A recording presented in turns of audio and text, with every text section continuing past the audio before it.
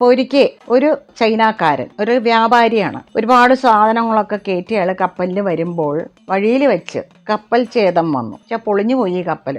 ഈ വ്യാപാരി ഒരു വിധം നീന്തി ഒരു പത്തേമാരിയിൽ കയറി ചരക്കൊക്കെ നഷ്ടപ്പെട്ടിരുന്നെങ്കിലും ഒരു 10 ചീനഭരണി അത് അയാൾക്ക് രക്ഷിക്കാൻ സാധിച്ചു. അതും ഈ പത്തേമാരിയിൽ കയറ്റി.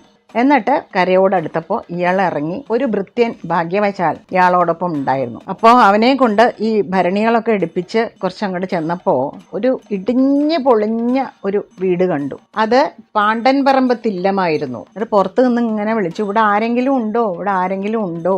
അപ്പോൾ നമ്മൾ വിചാരിക്കും ചൈനക്കാരൻ എങ്ങനെയാണ് മലയാളം പറയണേന്ന്. അതിനൊരു കാര്യം എന്താ വെച്ചാൽ പണ്ടേ കേരളവും ചൈനയും തമ്മിലും അറബി നാടുകളും തമ്മിലും വ്യാപാര ബന്ധം ഉണ്ടായിരുന്നു.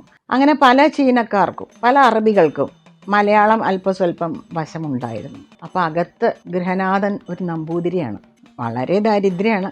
കുറച്ച് അരി ഉണ്ടായിരുന്നു, കഞ്ഞി ഉണ്ടാക്കിയിട്ട് അദ്ദേഹവും ഭാര്യയും കുട്ടികളും കഴിക്കാൻ ഇങ്ങനെ ഇരിക്കാൻ തുടങ്ങുകയായിരുന്നു. അപ്പോഴാണ് ഈ പുറത്തുനിന്ന് വിളി. അപ്പോൾ വേഗം നമ്പൂരി പുറത്തേക്ക് ഇറങ്ങി ചെന്നപ്പോൾ കപ്പൽ ഛേദമൊക്കെ സംഭവിച്ചിട്ട് വരുന്ന ഒരാളല്ലേ ഈ വ്യാപാരി. വളരെ അവശ നിലയിൽ നിൽക്കുകയാണ് മുറ്റത്ത്. അപ്പം നമ്പൂരി ചോദിച്ചു, എന്താ, ആരാ, എവിടുന്നാന്ന് ചോദിച്ചു. വ്യാപാരി പറഞ്ഞു, ഞാൻ ചൈനയിൽ നിന്ന് വരികയാണ്. ഇങ്ങനെ വഴിയിൽ കപ്പൽ ഉടഞ്ഞു പോയി, എങ്ങനെയൊക്കെയോ പ്രാണൻ രക്ഷിച്ചു, അങ്ങനെ ഇവിടെ എത്തിയതാണ്. വിശന്നിട്ട് വയ്യ, എന്തെങ്കിലും ഇപ്പോൾ കഴിച്ചില്ലെങ്കിൽ ഇവിടെ തന്നെ മരിച്ചു വീഴും. അപ്പോൾ നമ്പൂതിരി ധർമ്മിഷ്ഠനായ ഒരു നമ്പൂതിരിയായിരുന്നു. അദ്ദേഹം വിചാരിച്ചു, പ്രാണൻ രക്ഷിക്കാനല്ലേ ഒരാളുടെ. എന്നിട്ട് അദ്ദേഹം വേഗം അകത്ത് ചെന്നിട്ട് അദ്ദേഹത്തിനും ഭാര്യയ്ക്കും കഴിക്കാൻ വെച്ചിരുന്ന ആ കഞ്ഞി എടുത്ത് കൊണ്ടുവന്നിട്ട് പുറത്തേക്ക് കൊണ്ടുവന്നിട്ട് ഈ വ്യാപാരിക്കും അയാളുടെ ഭൃത്യനും അങ്ങോട്ട് കൊടുത്തു.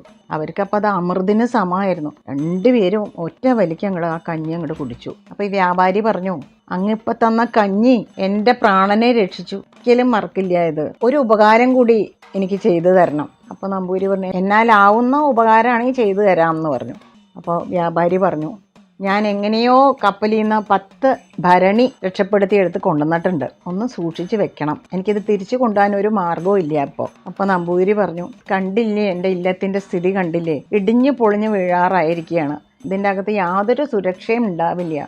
വല്ല വിലപിടിപ്പുള്ള സാധനമാണ് ഭരണിയിലെന്ന് വെച്ചാൽ വല്ല കള്ളന്മാരും വന്ന് മോഷ്ടിച്ചു കൊണ്ടുപോയാൽ ഞാൻ എന്താ ചെയ്യാൻ. അപ്പോൾ വ്യാപാരി പറഞ്ഞു, ഇതിൽ വിലപിടിപ്പുള്ള യാതൊന്നുമില്ല, കുറച്ച് തുവരപ്പരിപ്പ് നിറച്ചിട്ടുണ്ട്, അത്രേ ഉള്ളൂ. അപ്പോൾ നമ്പൂരി പറഞ്ഞു, എങ്കിലാവാം.